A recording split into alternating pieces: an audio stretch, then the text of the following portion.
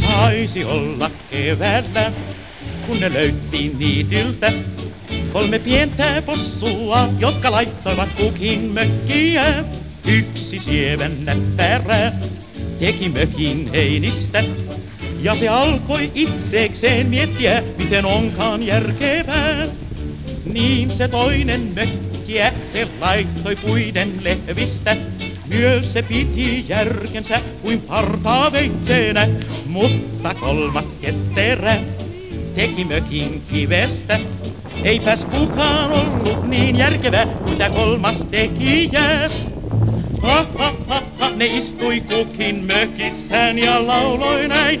Pahasuttakin pelkäisi, pelkäisi, pelkäisi. Pahasuttakin pelkäisi, la la la la la.